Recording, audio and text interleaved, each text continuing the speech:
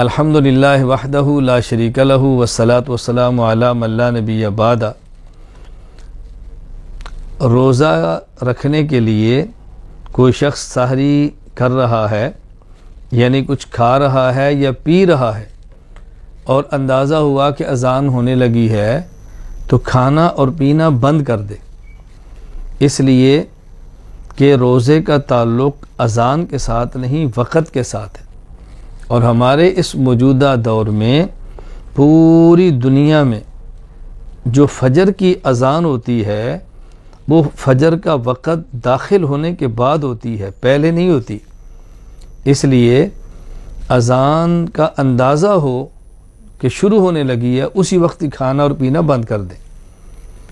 اگر کوئی شخص کھا رہا تھا اور پی رہا تھا، اذان شروع ہو گئی، اب بھی کھا رہا ہے اور پی رہا ہے، تو اس کا روزہ نہیں ہوا۔ یہ مسئلہ اچھی طرح ذہن نشین فرما لیں۔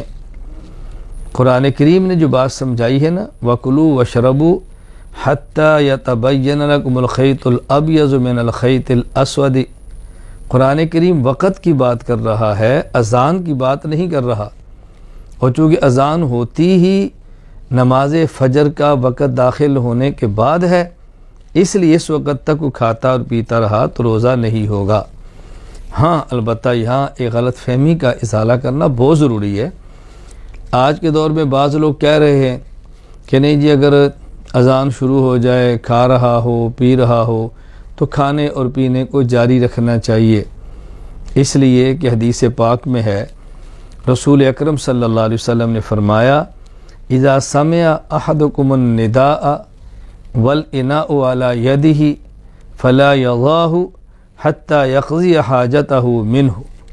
یہ حدیث پاک المستدرک علی الصحیحین میں موجود ہے کہ نبی کریم صلی اللہ علیہ وسلم نے ارشاد فرمایا، جب تم میں سے کوئی شخص اذان سنے اور برتن اس کے ہاتھ میں ہو، یعنی کھا رہا ہو پی رہا ہو، تو اذان سننے کی وجہ سے اس برتن کو نہ رکھے، یعنی کھانا اور پینا نہ چھوڑے، بلکہ اپنی حاجت پوری کرے، یعنی کھا لے اور پی لے۔ تو جب حدیث پاک میں آ گیا، اللہ کے نبی فرما رہے ہیں کہ اذان شروع ہونے کے بعد بھی کھانا پینا جائز ہے، تو علماء کون ہوتے ہیں، فقہا کون ہوتے ہیں کہ منع کریں؟ ہم نبی پاک کی بات مانیں گے یا علماء فقہا کی بات مانیں گے؟ یہ اچھی طرح اس کا جواب ذہن نشین فرما لیں تاکہ کبھی الجھن نہ ہو۔ اصل بات یہ ہے کہ حضور اکرم صلی اللہ علیہ وسلم کے دور میں صبح 2 اذانیں ہوتی تھیں، اور یہ صحیح مسلم میں موجود ہے۔ حضرت عبداللہ بن عمر رضی اللہ تعالیٰ عنہ فرماتے ہیں، کان لرسول اللہ صلی اللہ علیہ وسلم مؤذنان بلال وابن ام مکتوم الاعمى۔ نبی کریم صلی اللہ علیہ وسلم نے 2 مؤذن رکھے تھے، ایک حضرت بلال، ایک حضرت عبداللہ بن ام مکتوم رضی اللہ تعالیٰ عنہما، جو کہ نبینے تھے۔ رسول اللہ صلی اللہ علیہ وسلم فرمایا کرتے، ان بلالا یؤذن بلیل فکلوا واشربوا حتی یؤذن ابن ام مکتوم۔ بلال پہلی اذان دیتا ہے جو کہ رات میں ہے، تہجد کے لیے ہے، لہذا بلال کی اذان ہو تو کھاتے پیتے رہا کرو۔ ہاں عبداللہ بن ام مکتوم جو اذان دیتا ہے وہ نماز فجر کے لیے ہے، جب وہ اذان دے تو پھر کھانا بھی نہیں اور پینا بھی نہیں۔ اب دیکھیں آدھا مسئلہ بیان کیا گیا نا، آدھی حدیث بیان کی گئی۔ تو رسول اکرم صلی اللہ علیہ وسلم کے دور میں حضرت بلال پہلے اذان دیتے تہجد کے لیے، عبداللہ بن ام مکتوم رضی اللہ عنہ اذان دیتے بعد میں نماز فجر کے لیے۔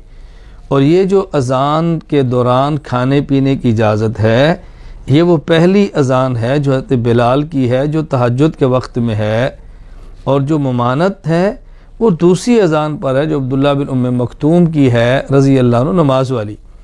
اور ہم یہی مسئلہ سمجھا رہے ہیں کہ جو نماز فجر کے لیے اذان ہوتی ہے اس وقت کھانا اور پینا جائز نہیں۔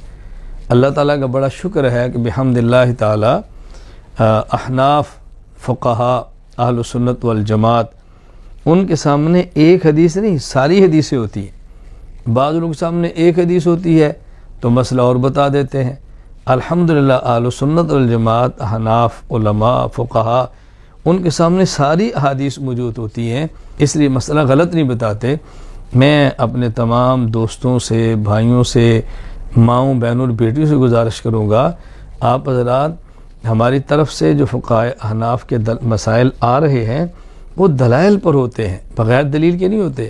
آپ اطمینان رکھا کریں، اور جب کوئی ہم مسئلہ بتائیں اس کے خلاف اگر آپ کو کوئی حدیث پیش کرے، آپ گھبرائیں مت، آپ ہمارے سے رابطہ کریں، رجوع فرمائیں، ہم بتائیں کہ اس حدیث کا مطلب کیا ہے جو سمجھنے میں غلطی ہوئی ہے۔ اللہ تعالیٰ ہمیں سمجھنے کی توفیق عطا فرمائے۔ وآخر دعوانا ان الحمد للہ رب العالمین۔